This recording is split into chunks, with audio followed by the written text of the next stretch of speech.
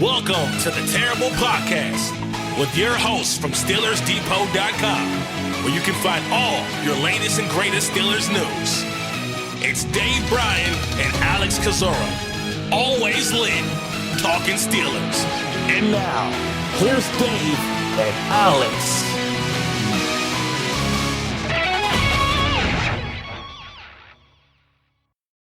Welcome to the Terrible Podcast, Season 16, Episode 66. He's Dave Bryan. I'm Alex Kozora, SteelersDepot.com. Thanks for being back with us this Friday, Steelers Nation. Dave getting ready for Week 16, Pittsburgh's last non-conference game of the season against the Detroit Lions on Sunday, 4:25 p.m. Pair of teams, 8-6, and both certainly looking for a win. Maybe Detroit a little more so than Pittsburgh, but still valuable for both teams. Apologize if I sound a little worse for wear, a little cough going on today, a little sick here. So I'm going to let Dave do one-man show featuring Dave Bryan probably for this episode. So Dave, how you doing? And thanks for carrying me today in advance. Yeah, I'm doing better than you are. You're a trooper going through this, and that should excite everybody. More Dave and less Alex today. Always a great thing for the for the Terrible Podcast, and has been that way for years. Everybody knows that I carry you quite a bit on this show, so I'll attempt to do it one more time. No, I hope you feel better here.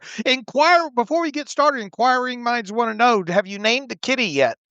Yeah, she does have a name. Her name is Ellie. She's very cute. She's still pretty scared, so I'm trying to.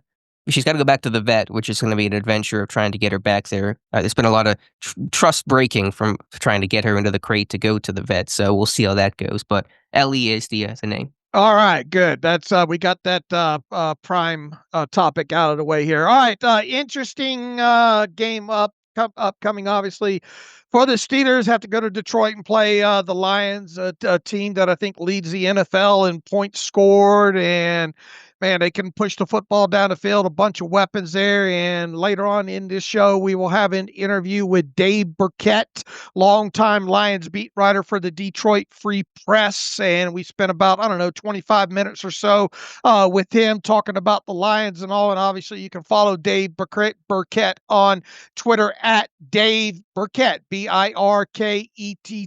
And we had a great conversation with him. But before we move forward in today's show, I guess we got some housekeeping to get a hold of or cover today, right?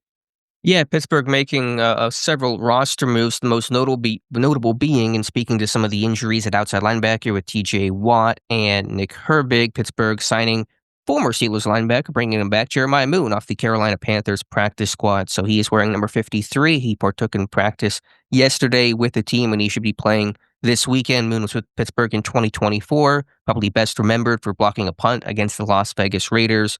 Big body, never really developed as a pass rusher, but as a quality multi-phase special teamer and somebody that, on paper can stop the run. And a corresponding roster move with the Pittsburgh Steelers waiving defensive lineman Broderick Martin Rhodes, a player they poached off of practice squad of Kansas City earlier this season. He appeared in just one game. It was a pretty underwhelming performance against Buffalo for Martin Rhodes, and so he will now probably maybe go back to the practice squad, but if not, then go find somewhere else. And so that is the 53-man move. Pittsburgh also filled up their practice squad. They signed running back Trey Sermon to the practice squad after cutting him last week, and then did the yo-yo on John Rice Plumlee. They cut him one day and brought him back the next. Why exactly they did all that, not quite sure. Maybe for some return value after Keyshawn Williams was claimed off waivers by the Bengals, but Plumlee is back.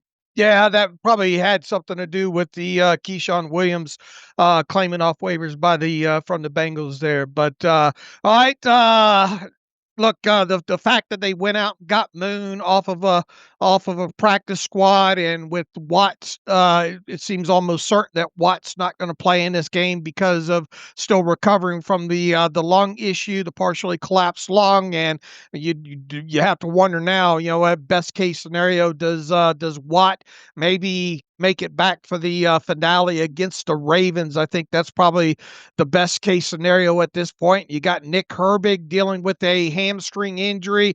We'll see what the Friday injury report holds for him. The thing is that even if Herbig does wind up playing on Sunday against the Lions, you would have to think defense only. Jeremiah Moon can obviously help you out on special teams, and he might even have, if he plays on defense, a limited snap count. But that's one of the mysteries that'll need to be solved on Friday, at least partially solved when the injury report comes out. And there's a couple other guys on the injury report that we're watching as well, right? Yeah, the players not practicing on Thursday. Isaac Seumalo, Zach Frazier with their triceps injuries. Cam Hayward just had a rest day. Herbert with a hamstring. Watt with the lung. Peppers an illness. Might be a bug going around, not just on my end, but also in the Steelers locker room. And James Pierre missing again with the calf injury. So Seumalo, he's played on limited reps before, but doesn't look great for him. Frazier, we'll see. Peppers, we'll see. Pierre, I doubt it. And then Herbig, I really doubt he plays. And Dave, the fact that this team signed or poached Moon, and which means he has to be on the roster effectively for the next 3 games, does that mean this team's expecting a multi-game absence for a guy like Nick Herbig? Because, if it was a short-term thing, maybe Pittsburgh wouldn't have done the whole poaching that kind of mandates Moon to be around for virtually the rest of the regular season. Yeah, and especially when you look, the Steelers cannot clinch a playoff spot this week. This is an out-of-conference game. You obviously have back-to-back divisional games, and more notably, this thing seems to be pointing toward the regular season finale against the Ravens as a winner take all. Obviously, the way around that is if the Steelers are to win a couple of games and the Ravens lose their next 2, there's always a possibility of that happening. But if Herbig's not 80-85%, and even if he is only that, you might want to think twice about putting him on the field in any capacity. And it really feels like you're trying to aim towards that regular season finale and have all your guys back, especially your edge rushers in Herbig and Watt. So we'll have to see how that plays out. So this could indeed be a situation where Herbig does not play these next 2 games, with the hope that he and TJ Watt can come back and be ready for that finale against the Ravens. How many games did some of these guys miss with soft tissue injuries earlier this year? Because the one knock that you can give to Highsmith and Herbig is that they've had some of those injuries. They've had to battle some of those soft tissue problems. And let's see, I'm trying to think on Herbig. Did he miss some time earlier this year too? I can pull that up real quick in a jiffy here. As far I as guess he missed week 1. He missed the opener. Yeah, he missed, let me see, I'll get the specifics for you here real quick. Nick Herbig missed, week 1 was the only time that he missed with the hamstring injury there.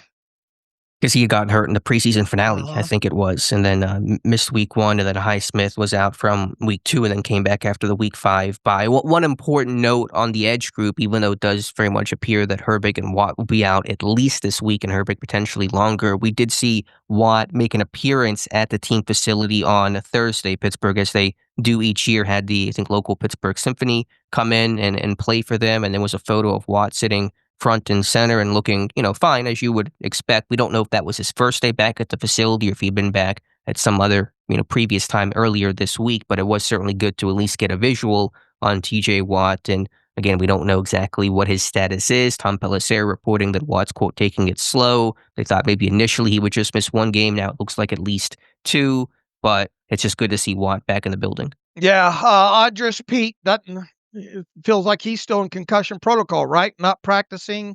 He's been limited. He's been limited. So he's going to be a name to watch on Friday here. And the way Dylan Cook, the biggest thing is can you at least get Andres Pete in a uniform if you decide to go with Dylan Cook? And we will get probably our answer if Pete is just listed as questionable later on today. We'll get our answer on Saturday, because if they don't expect Pete to play, they would probably elevate Driscoll from the practice squad for a second consecutive week to have him in uniform. So we should get an answer there. Then obviously with Isaac Seumalo, if he does not play, Spencer Anderson probably pops into that role at left guard there. If you use any jumbo type packages, Ryan McCollum can do a little bit of that, but because of how banged up the Lions secondary is, and the Steelers probably needing some points, and on the heels of us seeing a lot of 11 personnel, we might not see as much jumbo personnel out of the Steelers this week, or at least the way we did in the middle part of the season with Spencer Anderson reporting as eligible there. But a good front overall there, defensive front overall with the Lions, and not having Isaac Seumalo, especially when you probably want to try to control the game a little bit with a running game, probably not ideal overall. But we'll get a lot of those answers on the Friday injury report when it comes to Seumalo and Pete. And I'm fully expecting Dylan Cook to start at left tackle there. And I suppose we'll have to watch what's going on with Zach Frazier there, and the thing that popped up with him here. Yeah, the O-line shuffling gets complicated based on if, say, Mahler doesn't play, and God forbid if Frazier doesn't play either, then can you be able to work that 6 offensive lineman? Can you get Spencer Anderson to be that tackle eligible? Because, someone's going to have to replace him at left guard. There's a lot of layers to it, so Friday's report will be revealing. Should also note that Christian Kuntz, the long snapper, was limited Thursday with a knee injury, hopefully just a minor precautionary type of thing. As of now, I've not heard of Pittsburgh bringing in any sort of long snappers. If Kuntz's injury was threatening for the weekend, you think that would have been reported, or if not, it'll be reported here shortly. So hopefully he's okay. Worth noting, Logan Lee is the emergency long snapper. Will he be even active for this game is going to be a fair question. But if Kuntz wasn't going to play, they would sign an actual true blue long snapper, not have Lee just go in there and do it. So just an important note when it comes to the specialists. All right, Detroit Lions, other than the guys that they've been dealing with injured, doesn't sound like they're going to have Kirby Joseph, the safety, back this week. I think their center sat out yesterday, Glasgow, but I think he's expected to play. So I don't know if there's too terribly much to talk about when it comes to the Lions injury report to look for on Friday. Yeah, it's just important to know that secondary's really been ravaged by injuries. Guys on IR like Brian Branch and Terry and Arnold, their former first-round pick, and DJ Reed, and as you mentioned, Kirby Joseph probably is not going to get back for this game. So it's a secondary that has struggled because of all the injuries. Amik Robertson, as Dave Burkett will talk about, limited with a hand injury, kind of beat up, but probably will play this weekend. They certainly need him to suit up. All right. I think we got through a good portion of the housekeeping there. And all right. What, coordinators, or you want to go to Dave here? No, let's go to the coordinators. Terrell Austin, Arthur Smith speaking as usual. We'll start with Arthur Smith. Dave, what stuck out to you about what Arthur Smith had to say? Not a lot, as usual here. There was a lot of talk about the tush push and what they call that with Connor Hayward, and I think they call that the Spartan. It's a good thing that because Connor Hayward obviously went to Michigan State, former Spartan. It's a good thing he did not go to USC, right? Or else we'd be calling this thing the Trojan. There, but a lot of talk about that and the roles within that and where he likes to call it. That's one thing that obviously stuck out. And I don't know what else was significant within talking about, Kenneth Gainwell's role in this in the offense. They hit a little bit on that overall, but they called that trick play with Gainwell off the tush push Yazoo, because he is from Yazoo, Mississippi. I actually know where that is, spending time in the South. What else?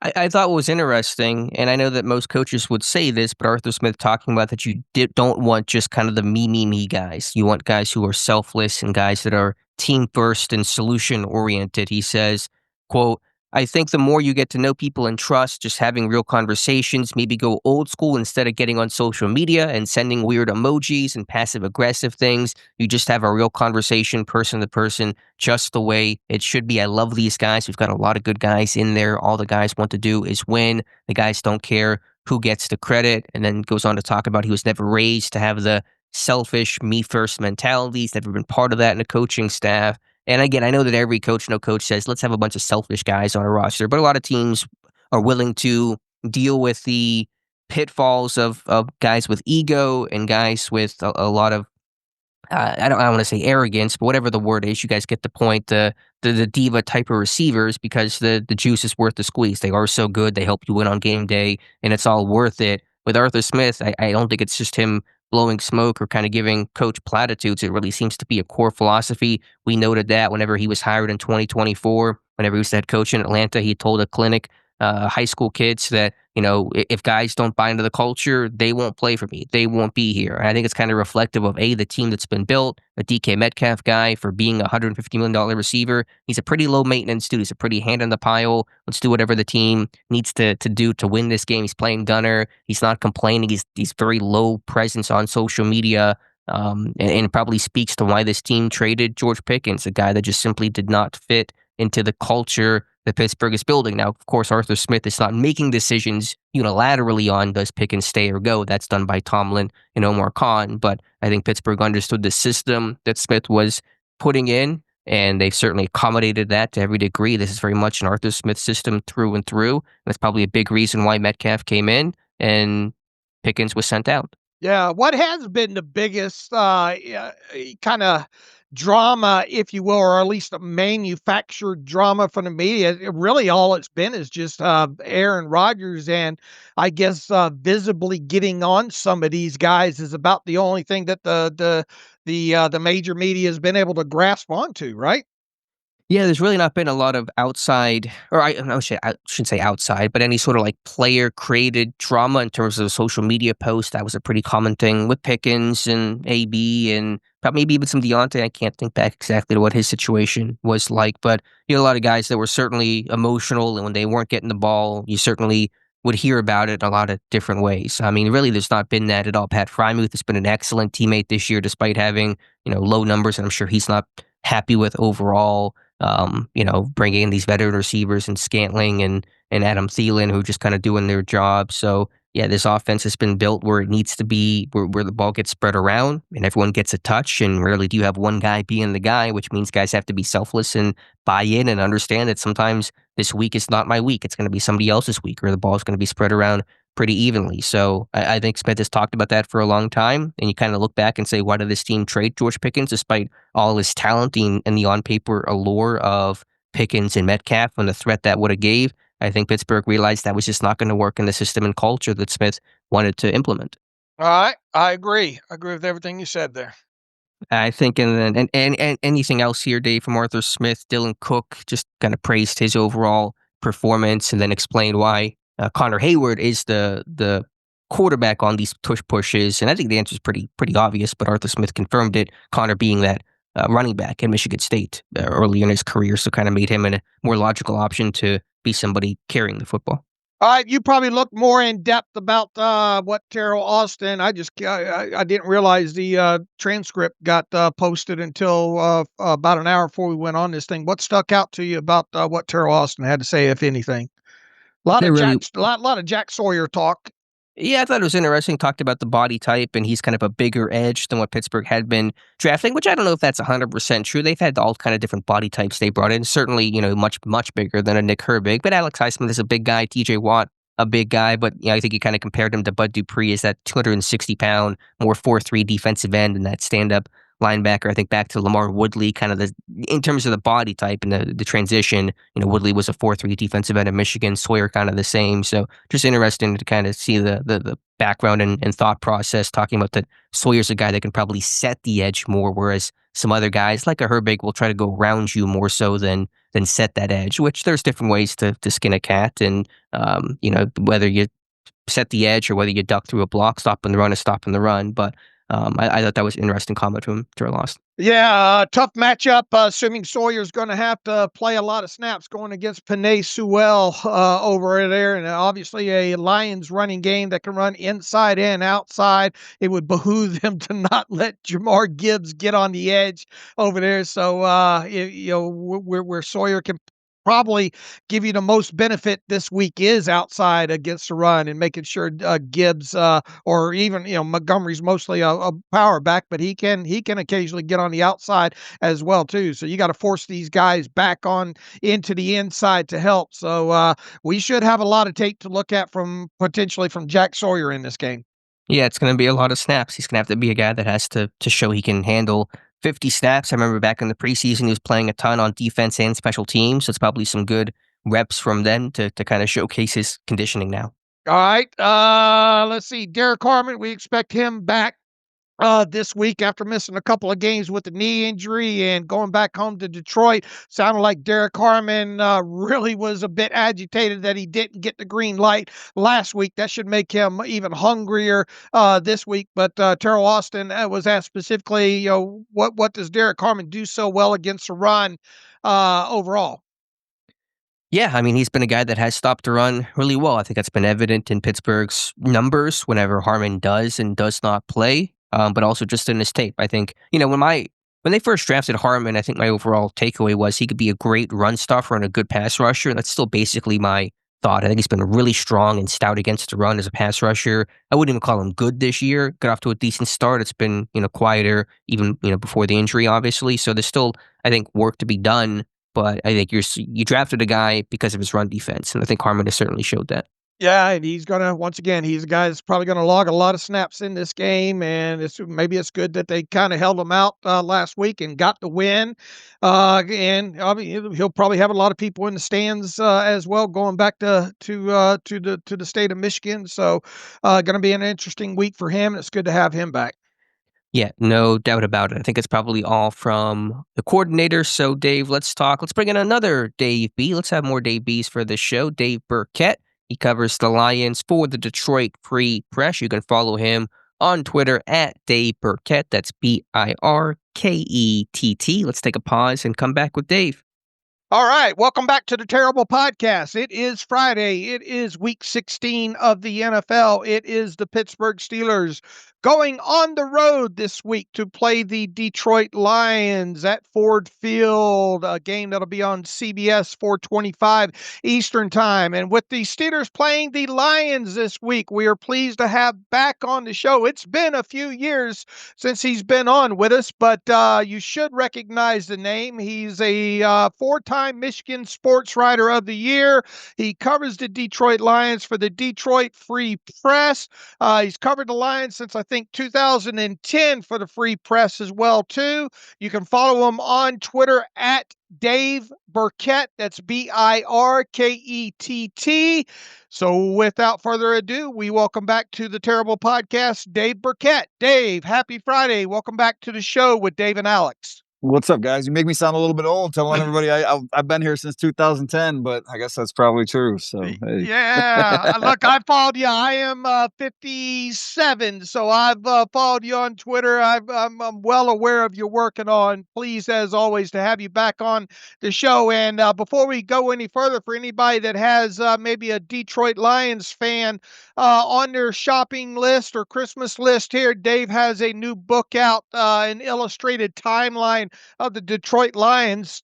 If you go to his Twitter profile, there's a link there that'll take you right to that, and probably enough time to still get that delivered for a stocking stuffer or something. So with that, Dave, let's get into this week's game against the Lions here. The Lions an 8-16, just like the Steelers going into this game. The question to start off with, first and foremost, and I believe I know the answer, but want to hear it from you. Why is it, everybody knows the culture that Dan Campbell has set there. The Lions have become an organization and a team where, winning is expected there. They are 8-6 at this point, though, of the season. Is the 8-6 record mostly reflective of the schedule that they've played this year? They've obviously lost to some quality teams this year, and then on the defensive side of football, man, this defense has had some injuries in the secondary. So I'll turn it over to you. Why is this Detroit Lions team 8-6 at this point of the year? Yeah, I think there's a bunch of things at play, actually.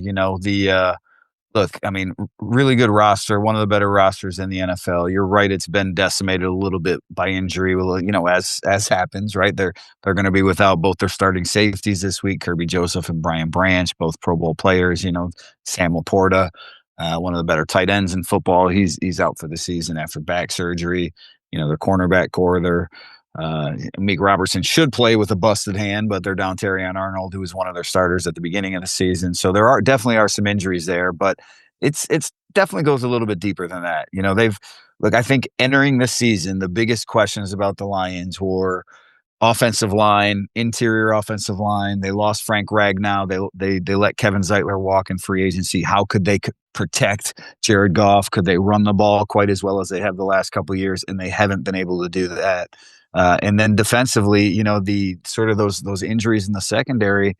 That's been complicated by a lack of pass rush outside of Aiden Hutchinson. They just don't get consistent pressure on the quarterback, and that was one of the big concerns coming into the season. So I think they're a lot like the team we thought they'd be. Still very explosive, still very good, but not infallible. And they've got a few more issues, I guess, than they have the past couple seasons.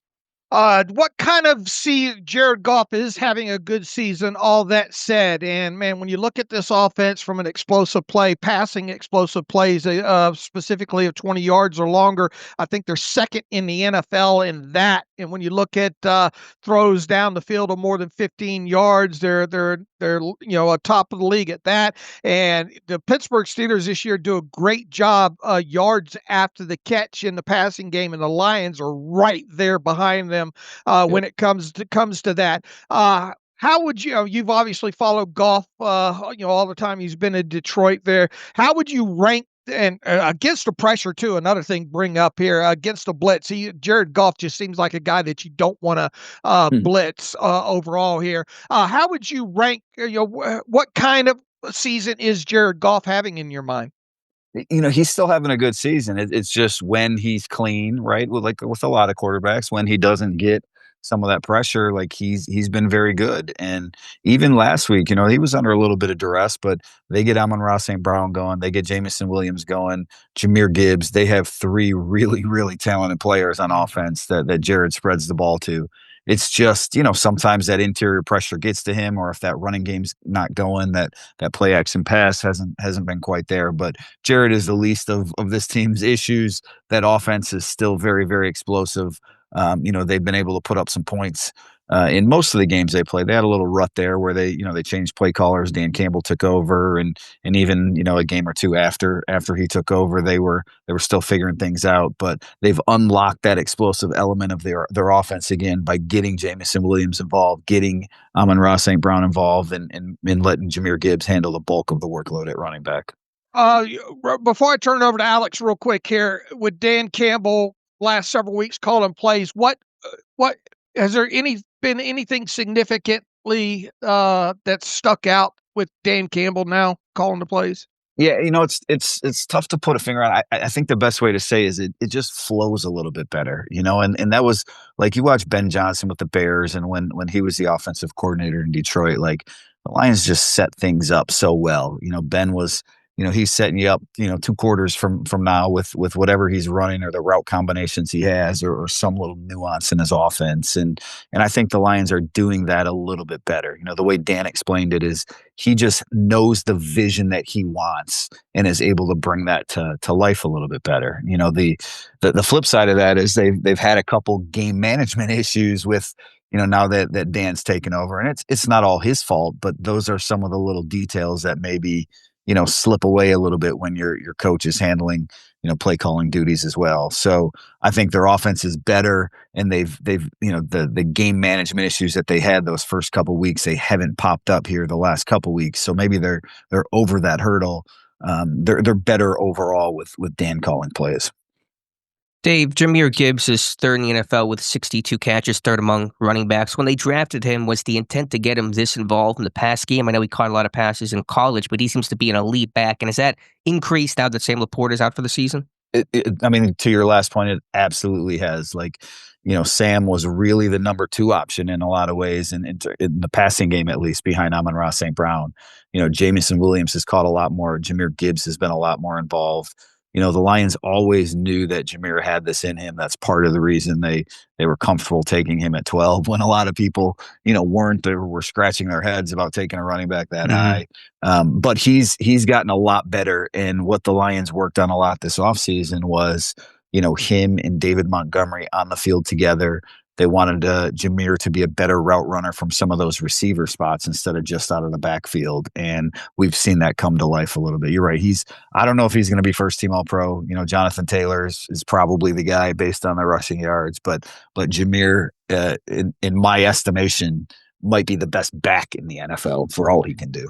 Yeah, certainly a good case for it. The Lions lost both coordinators, Ben Johnson, Aaron Glenn, and a bunch of assistant coaches, too. Can that explain some of the team's regression along with the injuries for a team that really has almost, in many ways, besides Dan Campbell, kind of a brand new coaching staff? Yeah, I mean, to go back to what I said at the beginning of our conversation here, coming into the year, the things everyone talked about was offensive line, lack of pass rush, and 2 new coordinators on both sides of the ball.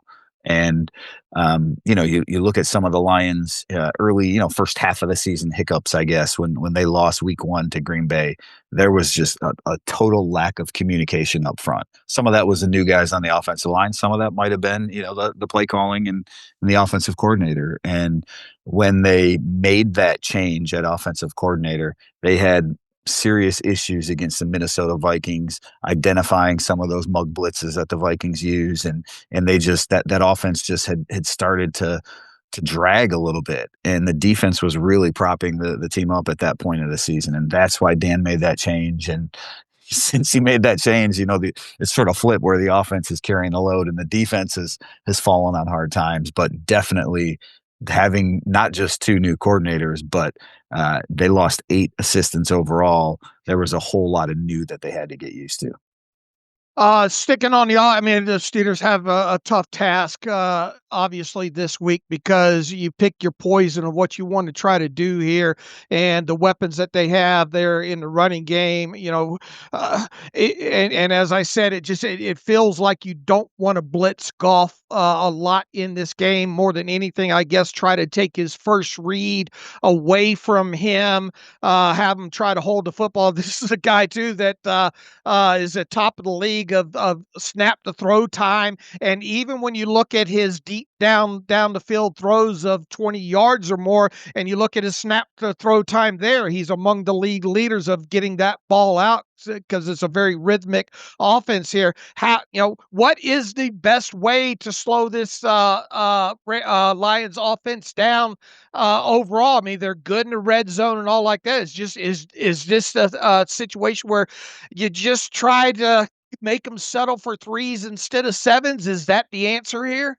Yeah, I think if you look at what the Lions have done well this year offensively is when they score points, they're really relying on the big play. And maybe, there's a lot of teams that you can say that for. But, when you said take their first read away last week, I think it was the first 3 quarters, they had 3 guys that caught the ball. It was Amon-Ra St. Brown, Jamison Williams, and Jahmyr Gibbs. And so you got to make someone else beat you if you're the Steelers. You can't let Jahmyr Gibbs hit a 50-yard run. You can't let Jamison Williams catch a 40-yard pass. That's how the Lions are scoring points. When they've had to string drives together, sustain that running game, rely on the blocking up front, there's been something that's popped up that's held them back. They get behind the chains and then all of a sudden, they sort of get disjointed.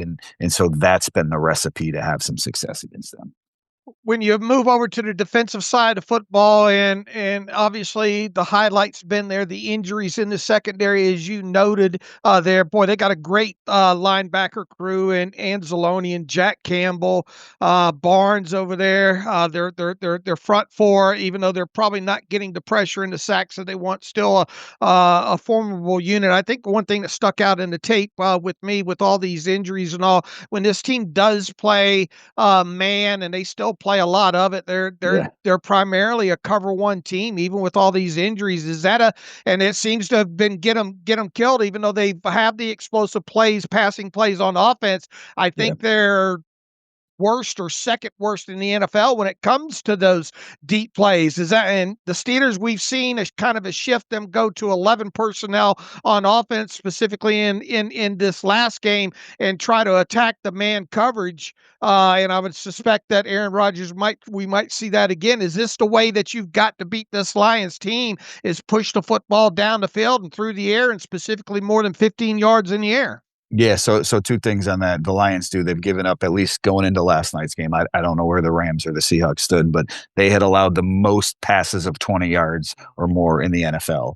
And some of that is exactly what you said. They play a lot of man-to-man coverage. I think they're second in the league in man-to-man defensive snaps. And, they've been exposed on that a little bit. And, one thing Kelvin Shepard said Thursday was, he wants to make some tweaks and not necessarily become this cover two shell team, overnight, but tweaks to technique to make sure that, when they get beat on a double move, maybe they have a little more help behind them so they're not giving up that big play. So I don't know specifically what that means, right? There's obviously some technique that you can do within playing that, single high stuff where your cornerbacks are maybe, aligned and, what your safety's eyes are looking at. And so we'll see exactly what that means this weekend. But I think the Lions have, they've been cognizant of that the last 3 weeks, playing really good offenses in the Rams, the Cowboys, and the Packers, how susceptible they've become to giving up that big play.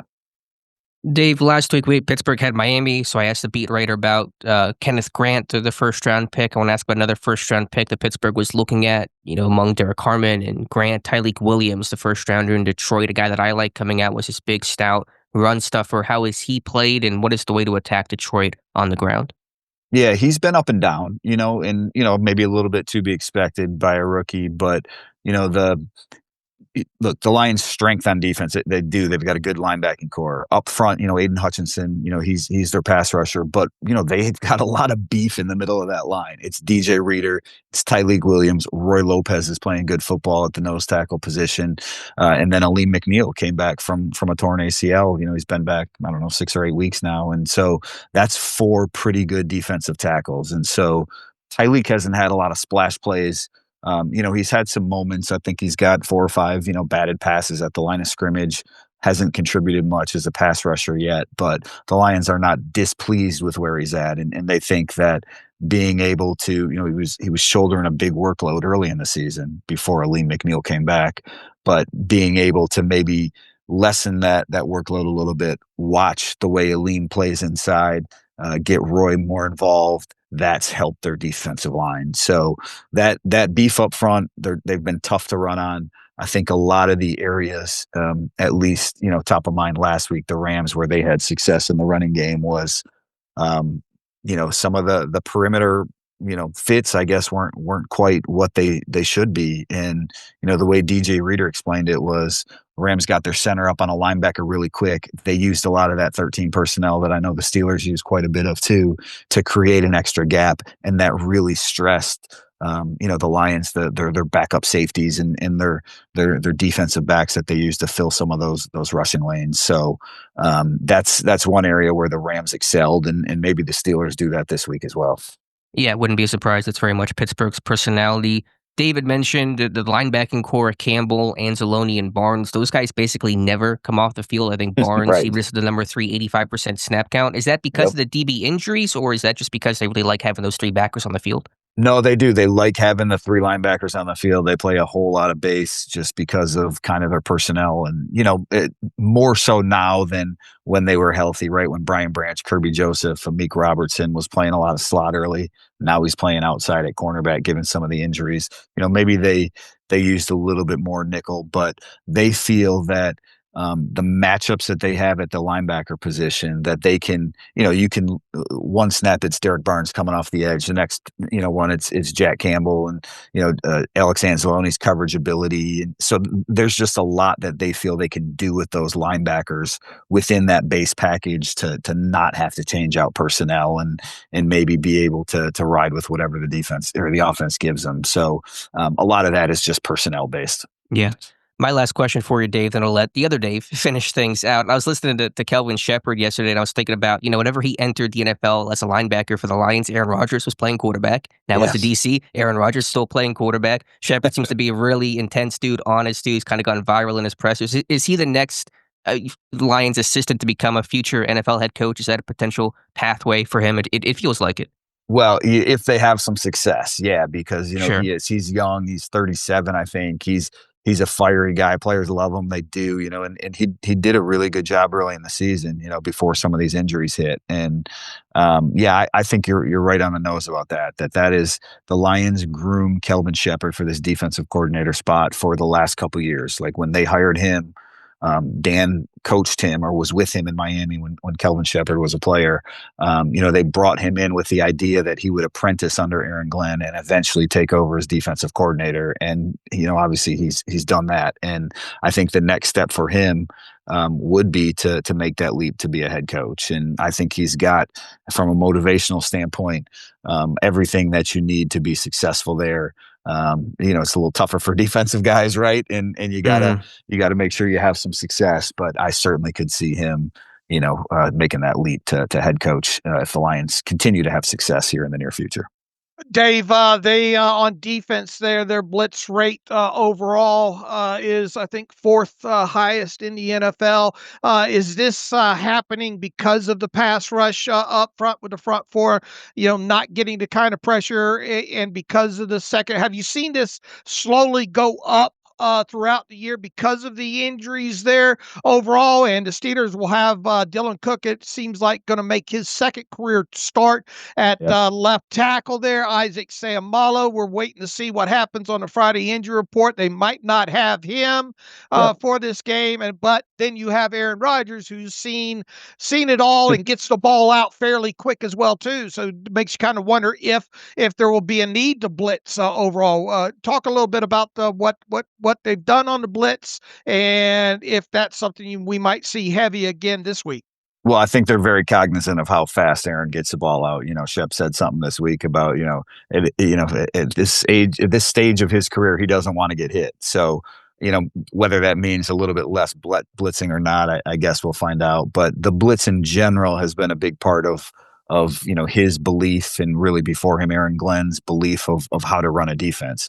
Stay aggressive, attack, get after the offense, try to confuse that quarterback with some of the looks. And in a large part, they've done a good job with that. And I think it's more philosophical than it is personnel based. The Lions, Aiden Hutchinson, clearly their best rusher. They've used Al-Quadin Muhammad, who actually leads him in sacks, as an interior rusher a lot. That's where he's had a lot of his success in sub packages. That second defensive end spot, they've started to play Lee McNeil there a little bit. It's Marcus Davenport when he's healthy, which hasn't been a whole lot. But they want a big defensive end to sort of crush that can and set a real firm edge against the run. So just philosophically, they do have to get after it, heat you up a little bit with the pressure. All right, Dave, this feels like a big uphill battle, even though it's 2 8-6 teams. Feels like the Steelers have to keep the Lions under 30. And my brilliant analysis is outscore the Lions to win the game in this one. How do you see this one going? And if you wouldn't mind, throw out a prediction for this game, score prediction. Yeah, I think the Lions have backs against the wall type deal where they are playoff mode. A couple guys in the locker room said that this week. Like, they cannot afford a loss if they want to make the playoffs. They're back home.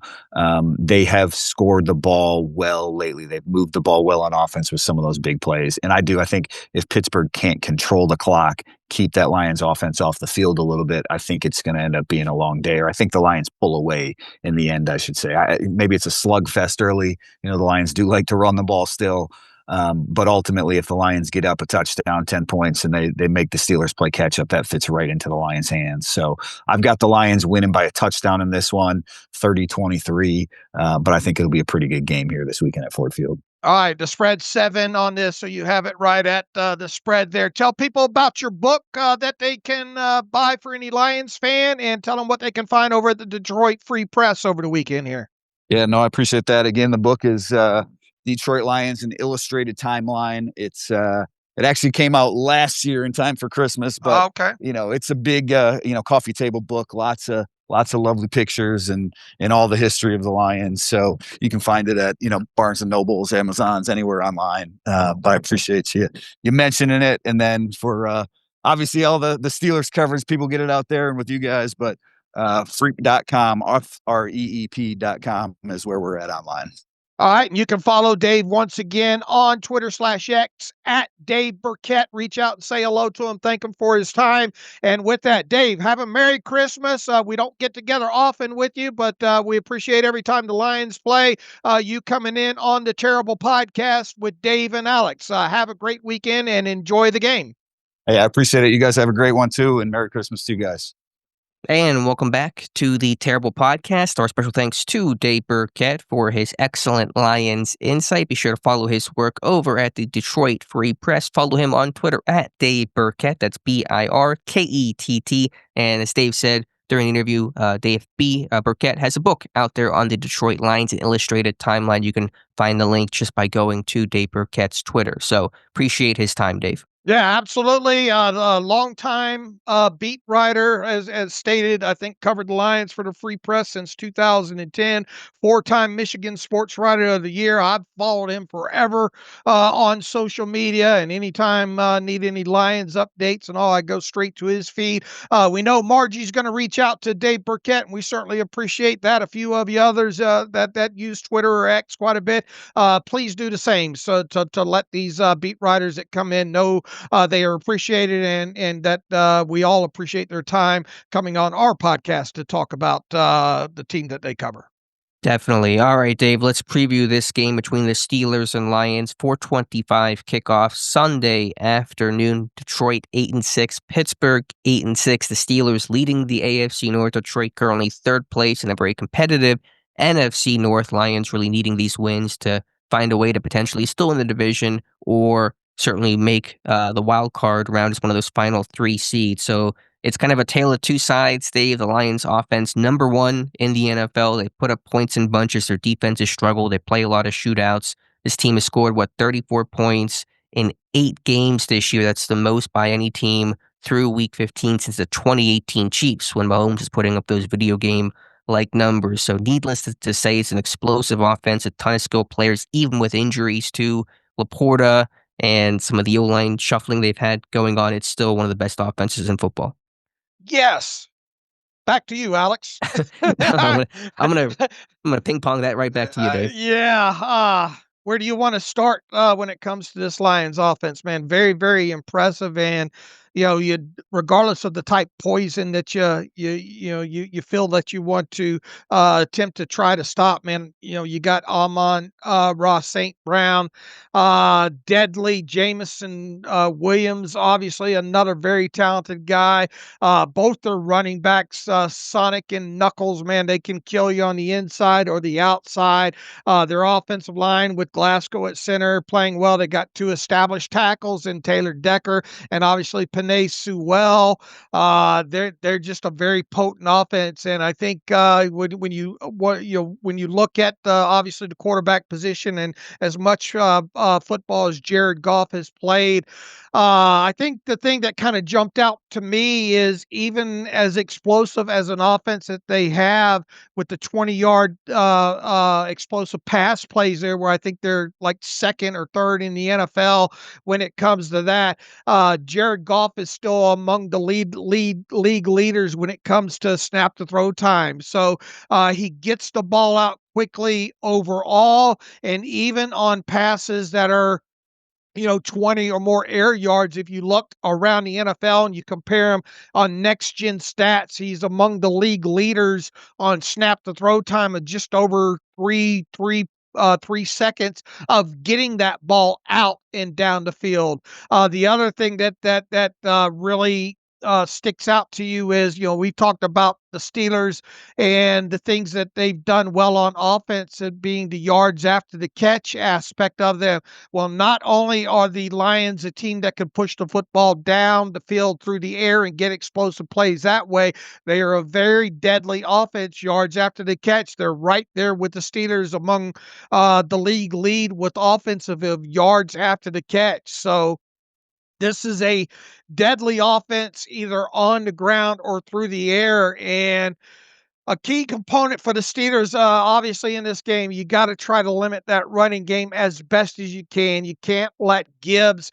The most surprising thing I think is when it comes to runs of 10 yards or longer. They you would think because of such a good running back duo that they have that they'd be at the top of the league at that, and they have struggled on that. However, when it comes to runs of 20 yards or longer, they're near the league lead in that. So first and foremost, you cannot let Jamar Gibbs break one or two off of you, and he certainly can, especially when he gets to the edge. And not only in the running game, but as you noted during the interview, this is a guy that's becoming a very accomplished pass catcher in the NFL. So you you know there's a lot of layers to this. This will be probably the most explosive offense that the Steelers have faced overall when it comes to a running game and a passing game this year. Not only down the field, but once again, you've got to tackle the catch. If you are letting a lot of yards after the catch in the passing game, it's going to make for a long day for you overall. Jared Goff, I believe, is not a guy that you want to blitz a lot.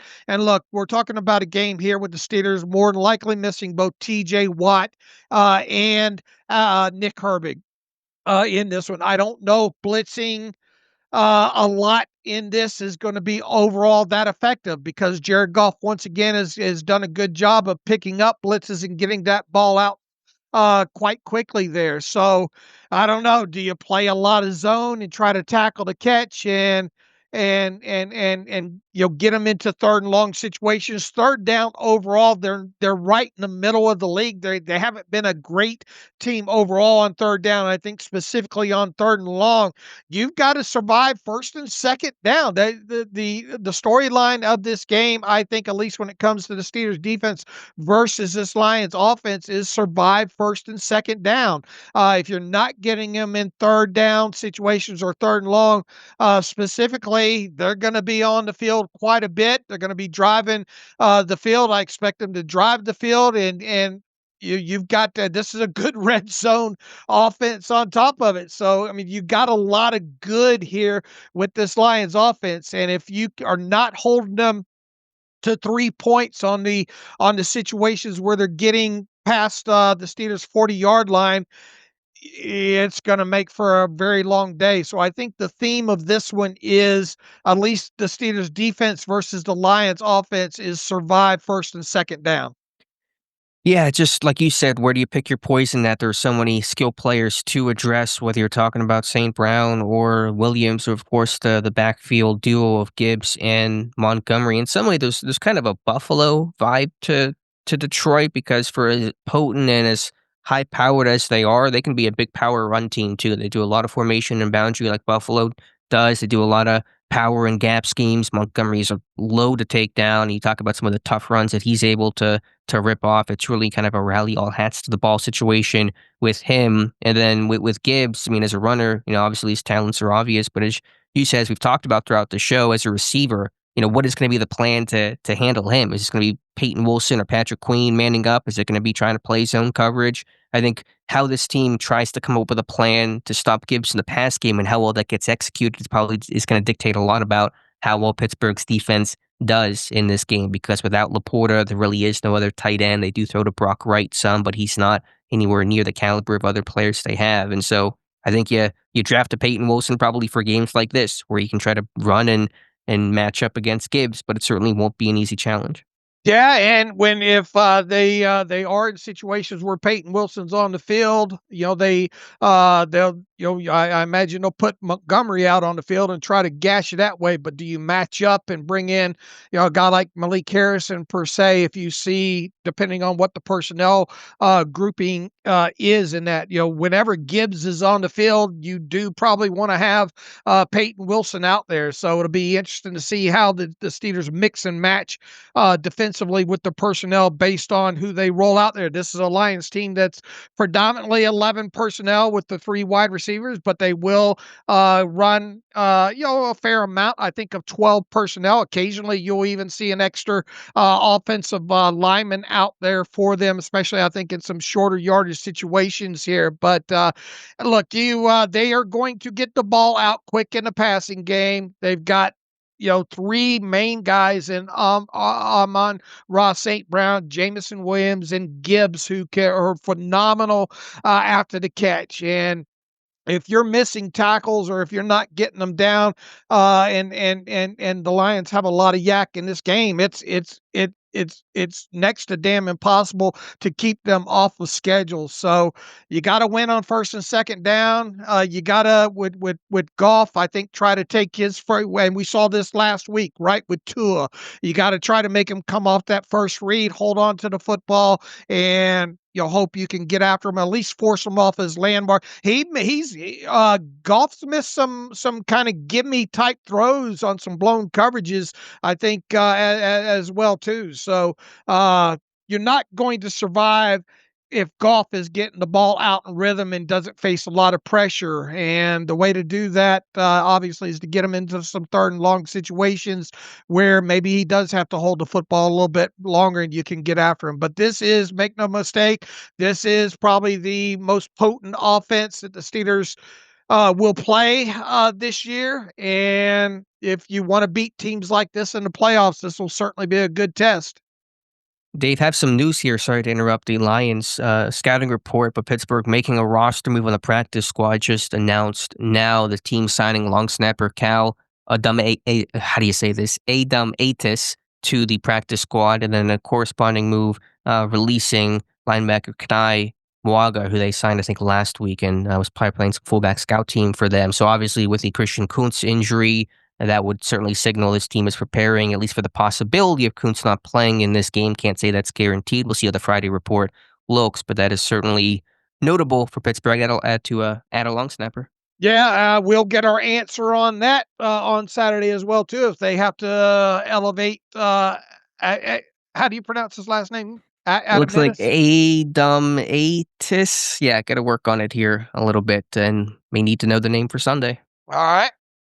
And I mean, obviously, if Kuntz is ruled out on Friday's report, then we know that he'll be elevated. Could even be an IR stint coming for Kuntz. We just don't know. But that is certainly notable. He was Adomitis appeared in 9 games for the Eagles this year. He's a Pitt guy, local native. Was with the Bengals as their long snapper for 3 seasons, and then again the Eagles earlier this year. So that is the latest move. All right, back to this Lions offense. I think in the pass game, they do a good job really getting guys isolated one-on-one. There's really good route concepts and route combinations, those Mills dagger concepts, those seam balls and posts, and dig combinations to really stress safeties and get guys one-on-one, and favorable matchups will be something Pittsburgh has to really work towards. Do you play more man coverage in this one, Dave? Handling St. Brown's going to be interesting. Do you shadow him? He's a guy that lines up everywhere. Kind of reminds me of Jamar Chase in terms of alignment. He can play outside, plays a lot inside, can play even in the backfield some. So he's a really versatile chess piece. So I think identifying him, especially on third down, is going to be critical. Yeah. How do you match up with your, how do you feel for, let's say, not for anybody not named Joey Porter Jr.? How well do you feel that you can match up man for man on these guys? And look, if you play a lot of zone against them, then you're allowing a lot of space for some potential run and catch, which we just talked about. You better not allow in this game. So if you're going to have a guy like Peyton Wilson out there, yeah, you're probably going to want to run a lot of man-on-man and just hold on tight and see if somebody can make a play there. But regardless if you play, and look, don't mix it up. You're going to have to try to disguise your coverages as best as you can, but you got an experienced guy in Jared Goff who's seen a lot. I don't know. Part of me wants to say you want to just keep everything in front of you and try to tackle the catch and make them try to go 8, 9, 10, 12 plays down the field instead of giving up, potential chunks at a time where you end up with just 6-play drives that end up in the end zone on you. So we'll see a mix of both, and you'll get a feel early on. I have a feeling how they want to attack this, but part of me wouldn't probably mind seeing a little bit more zone on this just to try to keep everything in front of the defense. Yeah, I think that Pittsburgh just being able to handle some of those route combinations and not getting those one-on-ones or guys out leveraged is going to be really critical in this game. Please see if I have any other final thoughts. Can Pittsburgh get some takeaways? The Lions take care of the football better than any other team. Giveaways just 8 times this year. I believe none in their last 3 games. That's the best mark by any team over that stretch. And so Pittsburgh's defense obviously is one that wants to take the ball away, not just once, but multiple times. The Lions do a fantastic job protecting it. Which one gives? Whoever comes out on top in that category certainly has a good chance to win this game. Yeah, look, I mean, when you look at yards per play on average, they're averaging 6.2. They're second in the league behind, I believe, only the Rams at this point. Rushing yards per play, nearly 5 yards, ranked third in the NFL, and passing yards per game or per play, they're right in the top 3 or 4 in those statistical categories. The biggest bugaboo when you look at them statistically, I guess, would be their third down percentage, where they're 38.37, ranked right dead in the middle of the league at 17th overall. In the red zone, they're second in the league behind the Eagles. The Steelers are third, tied for third when it comes to red zone. I guess another kind of bugaboo when you look at them overall is in goal-to-go situations there. The Lions converted 72% and tied for 19th in the league there. They haven't possessed the football overall, but they get a lot of quick scores. And I think the biggest thing here is they lead the league in points per game at 30.6. So this is just kind of the poison that you pick to kind of take away from them. You've got to be able to handle the second and third poisons, and that's a tough chore with so many skilled players in Gibbs, St. Brown, and Jamison Williams. It's just a very, very tough offense to defend. Yeah, there's a lot going on here. Just a couple of more odds and ends. They will use the 6 offensive linemen and Dan Skipper, number 70, but they will use a lot of play pass on first down too, so it's not always just run in those situations. And then how about the rookie Isaac Tesla, the rookie receiver, big body out of Arkansas, just 8 catches this year, but 4 for touchdowns. His his average depth of target is 15 yards per target on those 8 tries. And so he's a guy that's vertical threat, one-on-one threat. He makes a play occasionally, but whenever he does, it's usually for a touchdown. I would think that they, because of the problems that the injuries and all that the Steelers have had in their secondary, and having a guy like Jalen Ramsey having to play safety and all like that, we're going to see a lot of 11 personnel. I have a feeling in this, and them try to get Gibbs out in space, and hope they'll probably hope that the Steelers probably play a lot of man and try to win their one-on-one battles that way there. You're going to need some help, I think, from the Lions of shooting themselves in the foot, so to speak, whether that be penalties or just golf, missing some guys or being off target. You're going to definitely have the Steelers defense is going to have to take the football away a couple of times. It feels like in this game to have a chance, and that's not going to be easy to do the way their turnover rate is on offense so far. My last note is that watch out for the trick play inside the Steelers 5. If Detroit gets into that low goal-to-go situation, running back David Montgomery's thrown 3 passes this year. 1 was negated. Remember that Jared Goff touchdown that I think got negated on that penalty? There was a lot of controversy about that. Montgomery has thrown 3 passes. All have come inside the opposition's 5-yard line. And so Dan Campbell, he's aggressive on 4th down.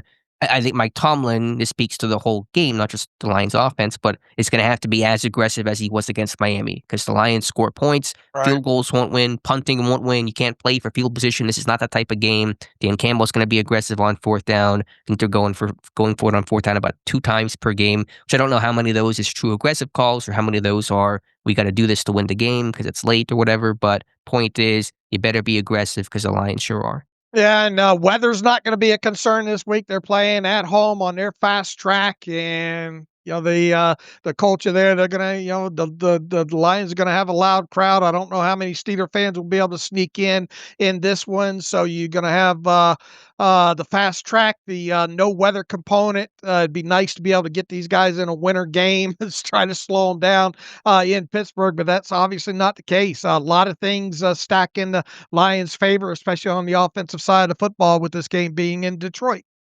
All right, Dave, let's split over to the Lions defense, and they've certainly had a lot of struggles this season, mainly in that secondary with all the injuries they've experienced, as Dave Burkett has outlined. So I think you have to really be aggressive on these guys, as you've talked about. I think as Dave did as well. The Lions allowing a lot of big plays in the pass game. The run defense has been okay. It's been probably average, maybe a touch above, but if there is a weakness, it is certainly in that secondary. You got to attack them in the passing game in this one, and it would probably be wise for the Steelers to come out again with Thielen and MVS and DK Metcalf and try to 11 personnel them and try to stretch the football down the field. They've given up either the most or the second most amount of explosive plays of 20 yards or longer on throws of more than 15 yards down the field. They are one of the worst in the league. They obviously still have a banged up secondary. Their pass rush hasn't been where they want it to be, but the Steelers are going to be probably starting, once again, Dylan Cook and potentially Spencer Anderson. They're a team that likes to kind of blitz a lot as well, too. They'll probably be fine with Aaron Rodgers trying to get that ball out quickly. But it goes without saying, if you get them in man coverage with Jay, but that's been their MO throughout all these injuries and the loss of Terry and Arnold and Brian Branch, and they've rolled through some corners and safeties over there. I think the hope is that they play a lot of man on man, and you're going to have to try to shot them down the field, much in the same way that the Steelers did last week against the Dolphins. That's the way that you got to move the football on these guys, and you're going to have to do a lot of that in this game, because keeping the Lions under 30 points will be quite a chore. And if you obviously don't keep them under 30 points, you're going to have to move the football in chunks and get a lot of points in this game. So this could be a game where we see Aaron Rodgers drop back damn near 50 times in this game. The Steelers obviously have had success with yards. You're going to have both. You're going to have the explosive plays down the field with the ball in the air of more than 15 yards, and then on the instances where you throw short, you're going to have to run long. So the only way I think that we look at this thing after the fact, if the Steelers wind up winning, it's going to be, man, they completed 3 or 4 passes more than 15 yards down the field, had about 3 explosive plays that way, and probably at least 3 more with catch and run type situations. The run defense is okay, but it feels like it's going to be an uphill battle of trying to establish the run game and keep it going with consistency in this game, and thus kind of playing takeaway.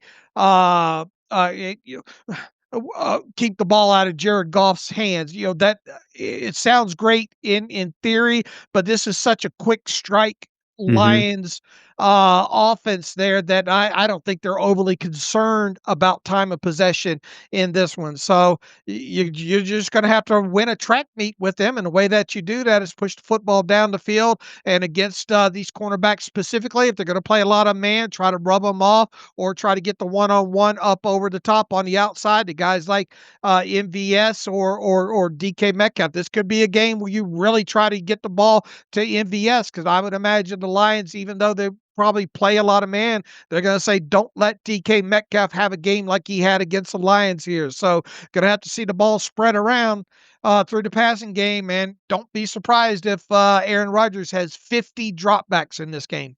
Oh, wow. Yeah, I mean, it could be a lot of this then becomes a shootout, and that typically is going to favor the Lions being at home, but sometimes that's the game that you have to play. Just to add on to what Dave Burkett said earlier about the Lions allowing the NFL high in 20-plus yard completions, that's correct. Obviously, they've allowed 54 this year, but especially with the injuries that have mounted over the last 3 games entering Week 16, Detroit's allowed 27 completions at 20 or more yards. Over that same span, their defense has allowed more than 16.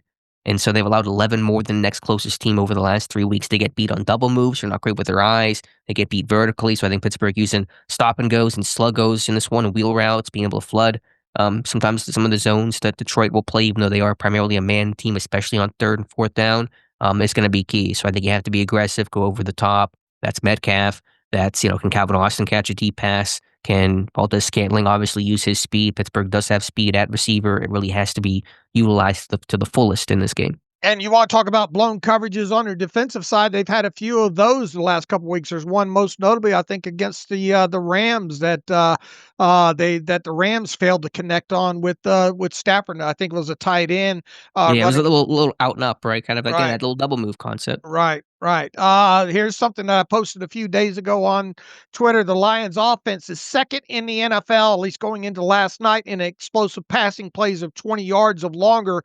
They have 53 of theirs of their own. Their defense, however, has allowed the most explosive passing plays of 20 yards or longer going into last night of 54. So they've actually allowed one more than they have gained on offense, and goes without saying their offense has been explosive. Now, the Lions defense has also allowed the most completions in the NFL of more than 15 air yards. 51 of those in total. So still a banged up secondary. You're going to have to take your shots down the field. We're going to have to see the Steelers offense load up on them like they did in this game, and probably even more than we saw against Miami. Because what do we say? Aaron Rodgers was like, what, 2 of 3 on deep pass attempts of more than 15 yards. It feels like you're going to need a few more than just 2 in this game to keep up that Lions offense. Yeah, I agree. Now with the run game, which is still going to be Pittsburgh's, very much have to stay balanced in this one. I still think maybe you could tell me what the charting shows, because you always have the charting numbers in terms of, over left end and over the middle, where teams are strongest and weakest. But I felt like you can run on Detroit up the middle, despite some of their size. Along the interior, I felt like the Rams were having some success on inside zone, kind of some of the window dressing, insert blocks by receivers and tight ends. I felt like you can get these guys more up the gut. All right, right up the gut. They are the league's best defense on runs right up the gut against them. 90 in total, 3.13 yards. Where they're most vulnerable is the runs to left guard. They're ranked 30th in the NFL at 5.19 yards per carry. Also on runs out to the left end, they're down in the bottom quarter of the league, ranked 24th overall, 5.93 yards per carry that way. So left guard runs they have been susceptible to, and they're about in the middle of the league when it comes to runs, defending runs to offense, right guard, right tackle, and right end. So yeah, between the in general, as long as you're not trying to run high diddle right up the middle against them, between the tackles is probably where you want to attack this defense. But man, their linebackers are so good, man. And Anzalone, and obviously the younger kid out of Iowa. Who's that? You got Jack Campbell, Anzalone, and Derek Barnes are their big three over there. Yeah. When I say up the gut, I probably didn't mean that so literally. I just kind of meant between the tackles, inside zone, where running back and pick the hole. I just kind of felt like there was some success there. But yeah, it's crazy because it has a very old school feel. I mean, those linebackers, as I told Dave Burkett, those guys just don't come off the field. Barnes is only off the field 15% of the time, and it's the most often linebacker removed. Anzalone and Campbell just never come off the field, which isn't the craziest thing because in Pittsburgh they don't play any dime, and so they always basically have 2 off-ball linebackers, even though there has been a rotation between Harrison and Holcomb and Peyton Wilson. But to have the third linebacker that still basically almost never comes off the field is really kind of taking it to another level. So do you go more 11 personnel in this game? Do you try to stress the Lions, try to punish them for kind of staying in their base defense more, the way that Pittsburgh played a lot of 11 last week versus Miami? It'll be interesting to kind of see Pittsburgh's approach in this one. I think maybe some of the offensive line injuries may dictate that as well. If they don't have Frazier, if they don't have say Malu, if they can't really use Anderson as that 6 offensive lineman, then maybe you go more 11 in this one. But yeah, I think certainly you can run on these guys. And Pittsburgh's linemen, whoever they are, will have to be able to get that push up front. Yeah, I fully expect us to see another heavy 11 personnel grouping, like I said, earlier in the show here. And look, we talked about they ran, I think, 12 times out of 11 against the Dolphins, and then yardage wise it wasn't great, but the success rate at least was, I believe, over 50% in there. Look, you've got Thielen, another week experienced, and obviously we've seen what he can do, how he can help in the passing game here. They need to be an 11 a lot in this game, just for the mere fact too that they're going to have to pass out of 11 to probably have success against this Lions defense down the field as well too. So I think we could be talking about another 35 to 40 plays run out of 11 personnel in this, and you would like to see them have more success. Try to spread them out and see if you can't maybe run up the gut a little bit more, kind of spreading their defense out, especially if they're going to go heavy on a defensive side of football. I'd roll a lot of 11 out in this game. Yes. Yeah.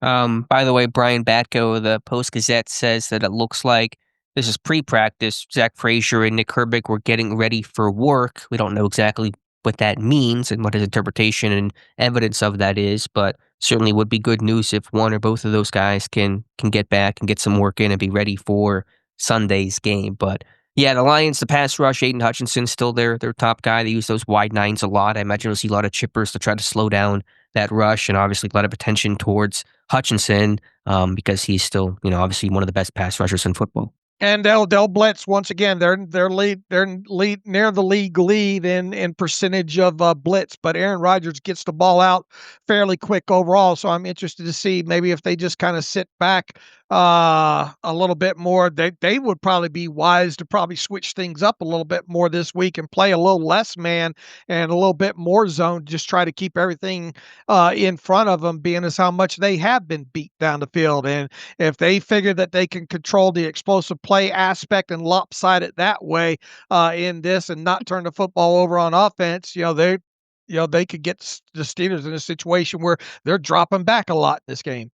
Yeah, I'm not sure why they continue to play so much man despite all the injuries and the struggles they've had there. Just, I guess, their personality, but feels like they should be trying to do something a little bit different. But those are basically all my thoughts, Dave. Any other final thoughts here on the Lions? No, we're gonna, if the Steelers win this, we're gonna be talking about 6 to 7 explosive plays of 20 yards or longer. To me, that's one of the recipes of trying to win a track meet with them. Special teams is pretty good across the board. They got really big leg punters and kickers. Jake Bates, remember he was that kind of crazy, wasn't he? Like he didn't really kick in college and then went to the UFL and shined there. And dude's got a huge leg, even though he's only been 4 of 8 from 50 plus this year. Jack Fox, one of the better punters in the NFL. And I don't know much about their returnmen, but Jacob Sollers is averaging 27 yards per return and only a long of 39. So he's been pretty consistent. I think their special teams coordinator was it Dave Bipp talked about how they've been really like top 10 across the board in basically every special teams category. So they got some good returners. They also have Khalif Raymond returned a punt for a touchdown earlier this year. So there's really some threats on special teams as well. Man, how much will field position play into this? Obviously, you'd want the Lions offense to have to go longer fields as opposed to shorter ones. In this, but and hopefully you can get some field flipping situations there, at least to force them to go those longer fields there. But this game, to me, the difference in this game is going to be the Steelers defense on first and second down, plain and simple there. That's going to tell a lot of this story. I have a feeling in this one. This is once again, I'm as you can probably tell, and we'll find out here how both of us feel on this. I'm not very optimistic about this one overall here because of that Lions offense being so potent. Yeah, I hear you on that. All right, Dave, before we make our picks for this Steelers game, the rest of week 16, let's hear from our friends over at MyBookie. And I know that I'm 1-0 on the week. That crazy one of the games of the season last night between the Seahawks and the Rams. The Rams losing that game, but still covering. So got lucky on that one, but a heck of a game. And Dave, let's hear from our friends over at MyBookie. All right. MyBookie, of course, has been a longtime sponsor of the Terrible Podcast, specifically the Friday shows where Alex and I attempt to pick all the games around the NFL against the spread. You can get to MyBookie going to mybookie.ag. They're right in the middle of 12 days of giveaways with MyBookie. December doesn't have to be the most expensive month of the year if you're betting with MyBookie. There are 12 days of Christmas is in full swing with daily offers dropping back to back across the sports and casino portion of the website. I'm talking about bets and gets, profit boost, free spins, even surprise drops just for social and Telegram users. And December's packed with mybookie.ag, with the NFL, the bowl season, college hoops, all serving up opportunities to cash in. You can find all of that at mybookie.ag. If you go to mybookie right now and you're a first-time user and you punch in promo code terrible, that's promo code terrible, you get your first bet covered up to $500. So what does that mean? If you go big and miss on your first bet, use your bet back bonus token and run it back again. And as always, with mybookie.ag, they have lines on anything imaginable. You can bet anything, anytime, anywhere, only with MyBookie. So props to them for being a longtime sponsor, and we hope you go to mybookie.ag for all your betting needs across the sports world here. All right, Alex, let's get into our picks this week. As you mentioned, you are 1-0. I had the Seahawks -2. You had the Rams +2. I thought for a minute there I was going to be back in it, specifically when that funky 2-point conversion happened. It was all for naught, though, because the Seahawks only won by 1 point. Well, let's go to the Philadelphia Eagles going on the road, playing the Washington Commanders. Commanders banged up, playing out the string at this point. The Eagles obviously in line to win the NFC East. The Eagles are 7-point road favorites in a divisional game. Give me the Commanders. Divisional game. Eagles on the road. They've had their issues. Eagles still win this one, but give me the Commanders.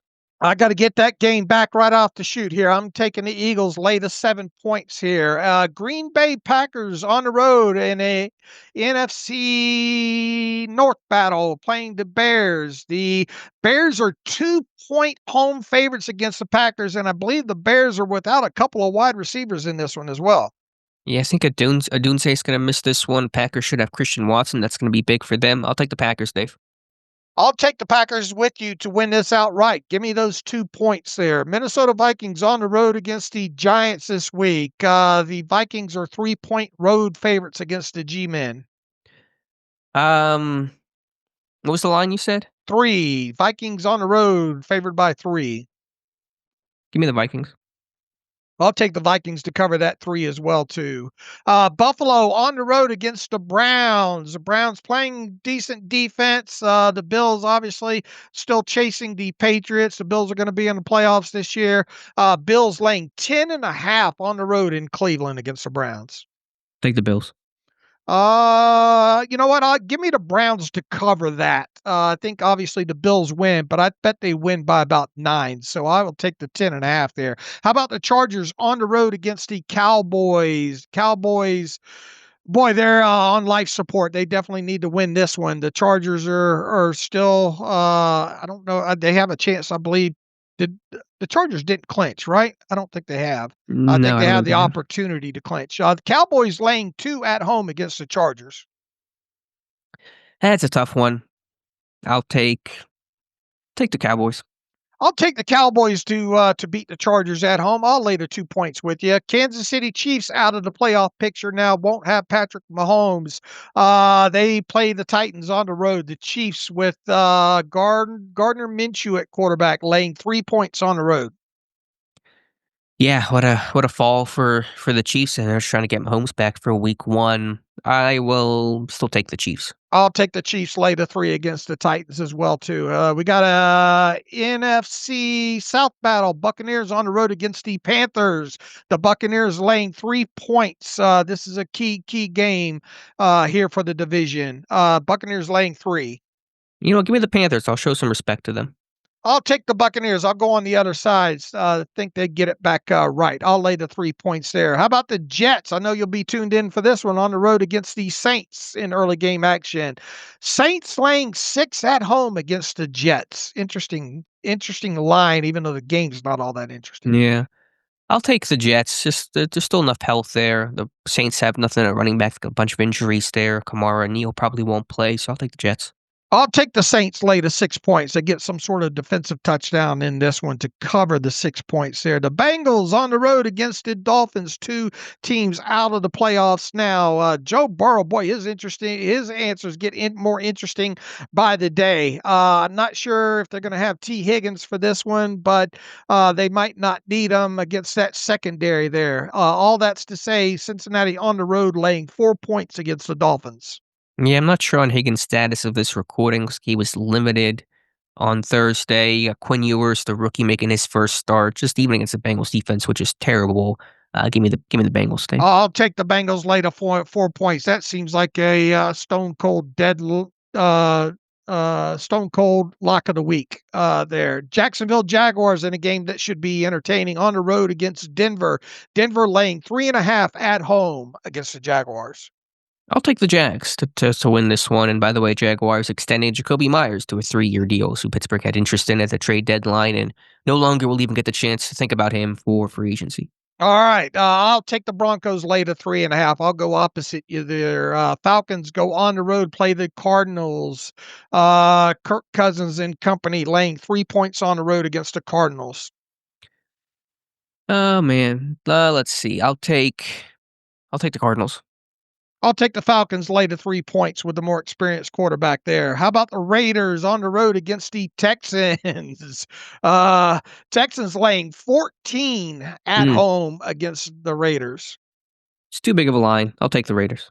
I'll take the Texans to blow them out over there as well, too. So I'll lay to 14 in that. The Sunday night game, New England Patriots on the road against the Baltimore Ravens. Ravens laying 3 at home here. Obviously, if you're a Steelers fan, you're rooting for the Patriots in this one. Yeah, no doubt about that. I will take, this one's tough. I'll take the Ravens and pray that I'm wrong.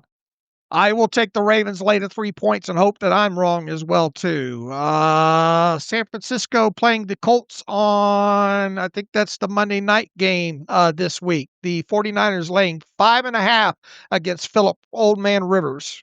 Yeah, this will be fun. I'm taking the Niners. I'll take the Niners. I'll lay the 5.5 with you on that. That brings us all the way back to the Pittsburgh Steelers on the road against the Detroit Lions.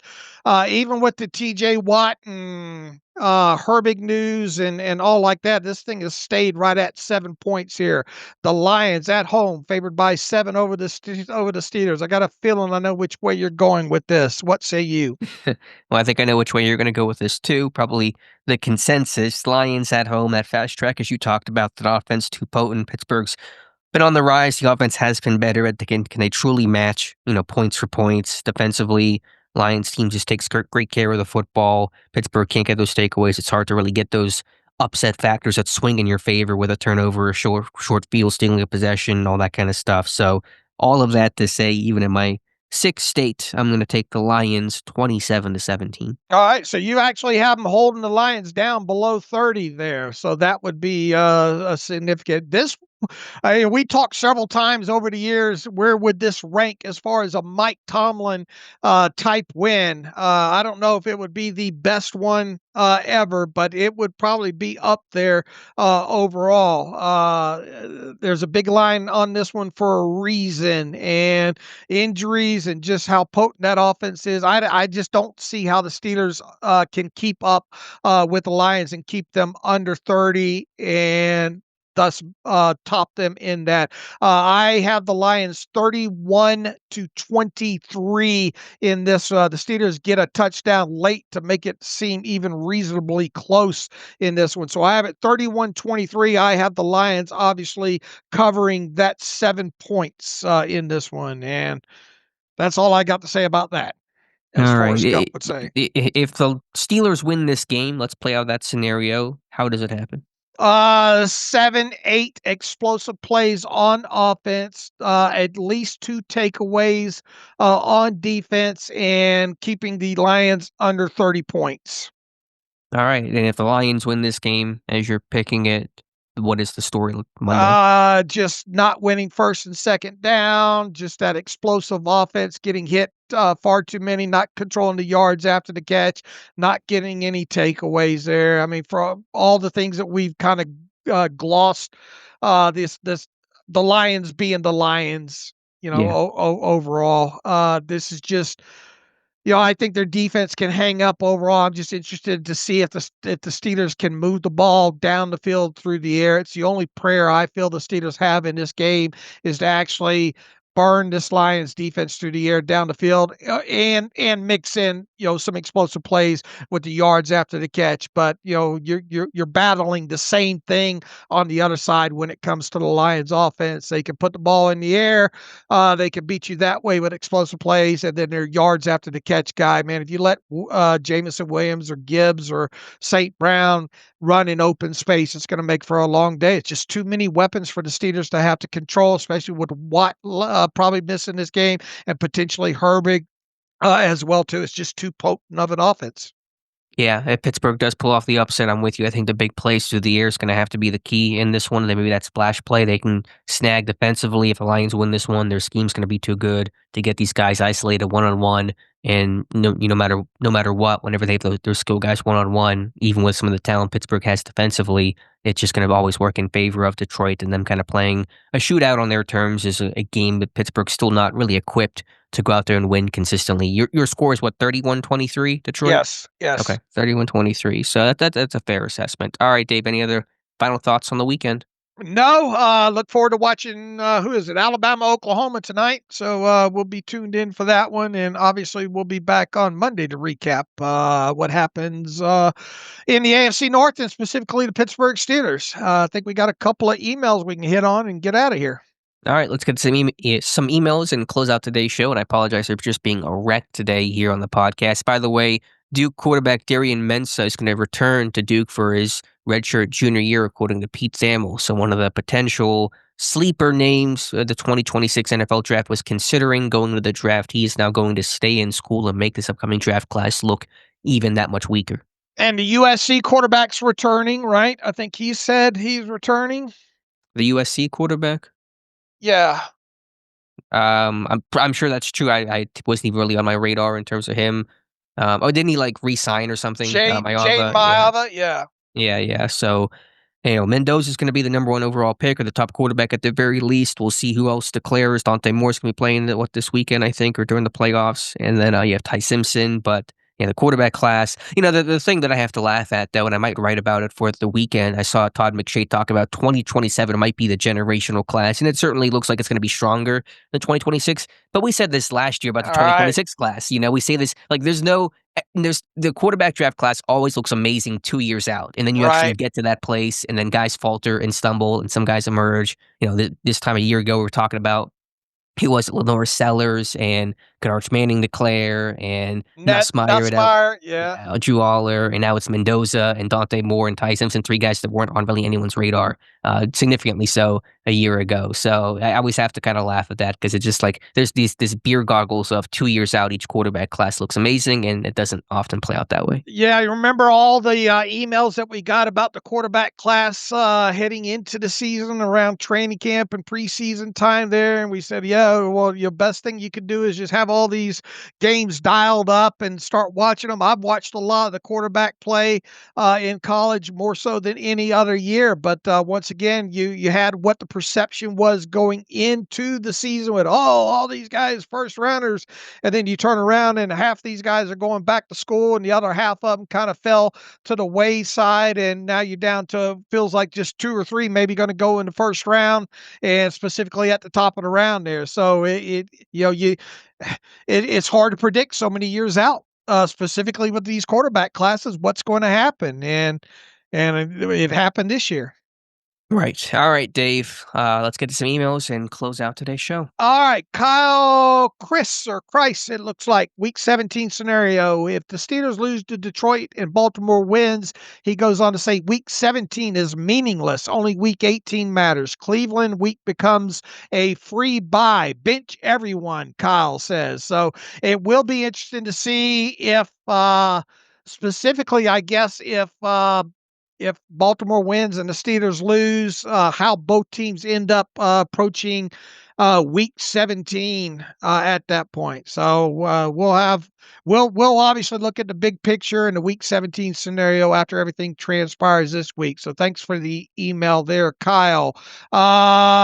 Paul Lutz, I think we got the, no, this came in 20 hours ago. This is the whole Cook versus Broderick Jones discussion. And Paul, I don't know if you listened to the show on Wednesday, but we talked a lot about this very subject.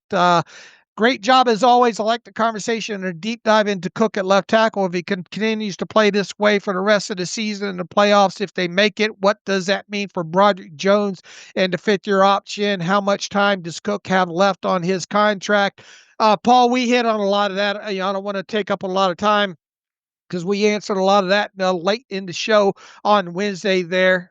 We'll see about the fifth-year option on Broderick Jones. Look, Dylan Cook, it's a great week 15 story about Dylan Cook, but that's one game. The ball came out quick. Another test this week. Let's see, if Dylan Cook ends up starting again at left tackle, and let's see how he fares in this game, and let's see if he's forced to play the rest of the season, how that all pans out. It would take a real epic type of close to the season for Cook to kind of Wally Pip Broderick Jones, if you will.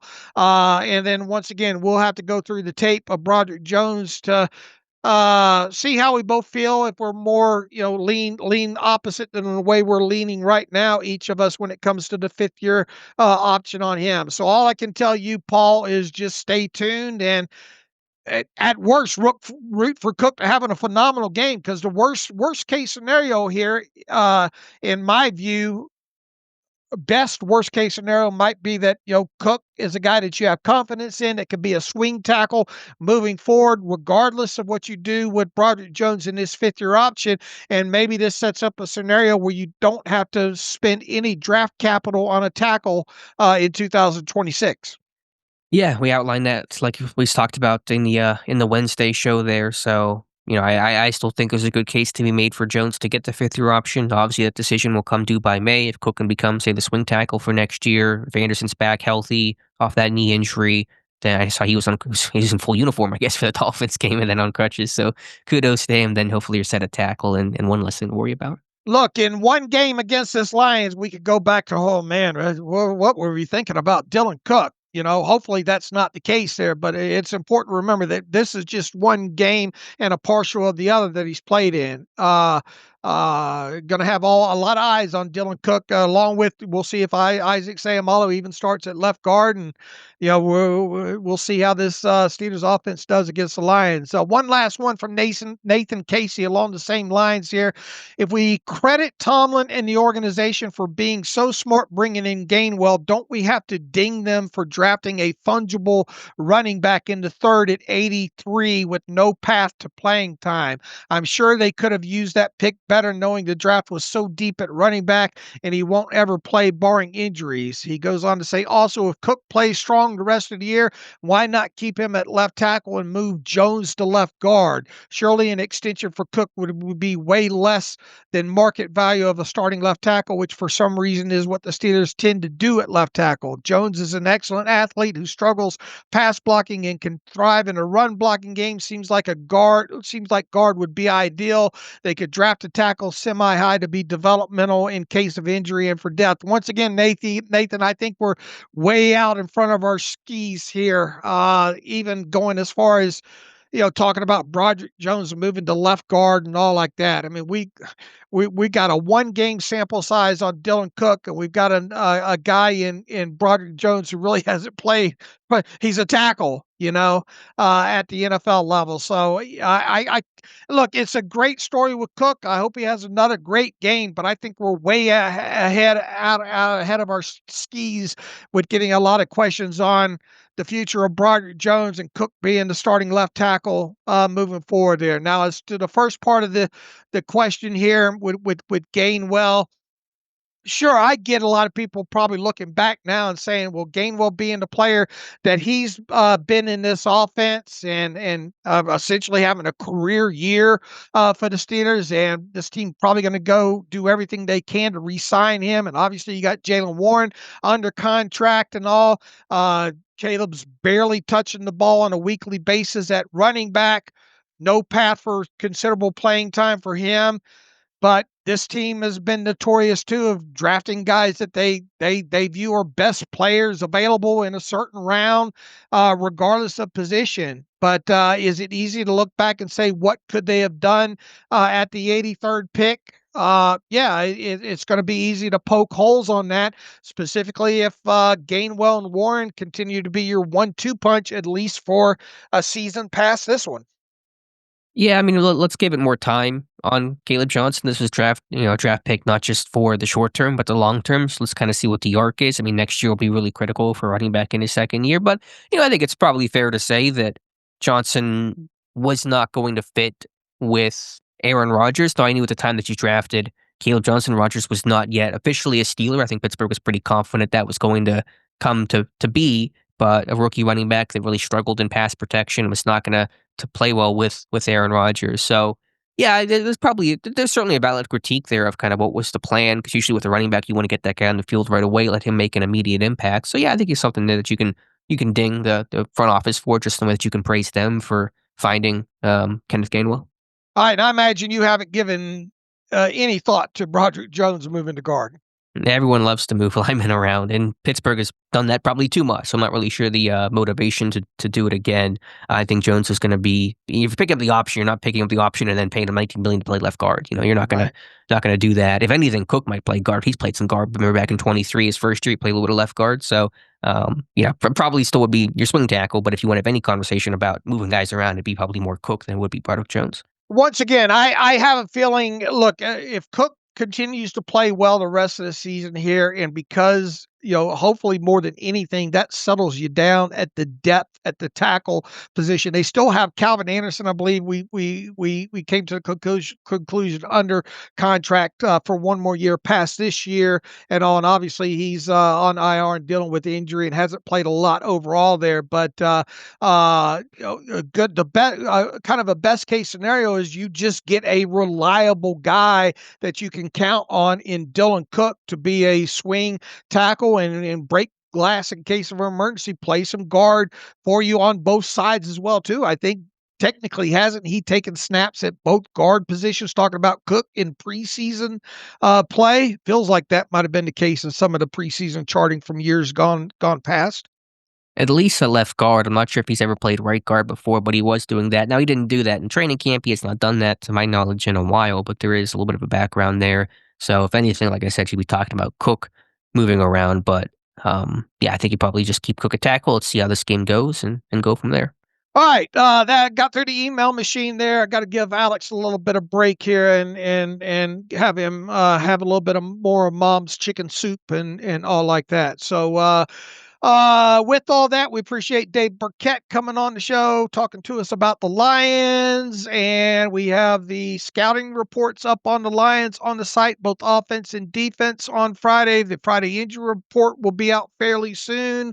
It'll be interesting to see if TJ Watt talks today or not. And we'll be watching the injury report for Herbig and Sayamalo and a couple other guys. We'll have all that info out on the site, and Christian Coots, for that matter. We'll be watching that. And on Saturday, we'll have you covered on all the elevations, which I would imagine would happen before they load the plane up to go to Detroit. And then on Monday, Alex and I, a healthy Alex Kozora, hopefully will be back on Monday to recap the game and see all what happened around the NFL. So in the meantime, you can follow me on Twitter/X at Steelers Depot.